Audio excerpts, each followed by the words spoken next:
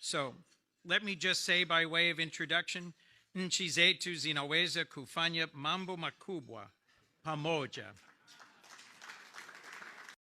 We are celebrating 60 years of solid friendship between Kenya and the United States. And it is a foundation laid firmly on common and shared values of freedom, democracy, rule of law.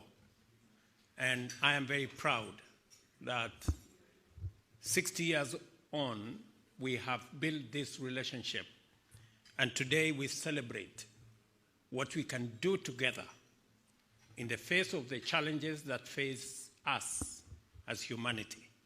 Challenges of the wars everywhere, we all know, in Ukraine, in Middle East, in the Horn of Africa, even the one in your neighborhood in Haiti. We have serious security challenges. But all this requires collaboration, partnership, and global leadership. Today, Kenya is backstopping the security challenges in the Horn of Africa. Before I came here on Saturday, I had an engagement with the president of Somalia. And we have serious security challenges because there is an impending drawdown of ATMIS that is calendar-based, not conditions-based. Our position is that the United States should step in and change the trajectory. Otherwise, we will exit ATMIS troops and the terrorists will take over Somalia. I don't think it is in anybody's interest for that to happen. We are dealing with the situation in the Sudan. We had a signing of the civil society and other political parties last week. We are dealing with the situation in South Sudan. The president of South Sudan was in Kenya, how we can hold their hand to go to elections. We have the situation in Eastern DRC, and Kenya is doing the heavy lifting.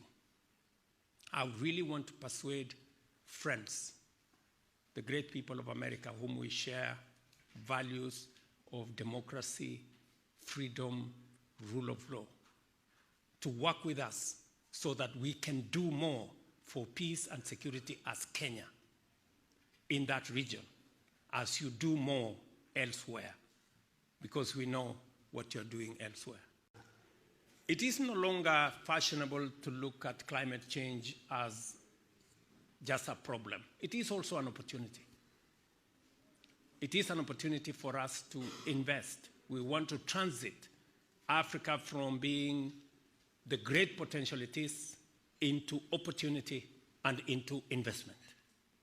And we need the necessary partnership to be able to achieve that so that we can manage the effects of climate change, we can reverse diversity loss, we can invest in conservation, we can make sure that we reclaim wetlands, water towers, and other critical environmental services for us to be able to stop the slide to a catastrophe that we are slowly becoming because of climate change. Conservation is one of the best investments we can make between our nations, that by leveraging the private sector, we can accelerate conservation. It is a key policy tool that cannot be matched by other competitors globally. And Senator Graham and I are working with dozens of other members in the House and Senate to advance what John just mentioned, the U.S. Foundation for International Conservation. It already has $200 million pledged to it, and it is our hope that it will, in the next year, be a vehicle for delivering literally billions of dollars of finance to help accelerate the leadership that you have shown, Mr. President, in conservancies and in conservation.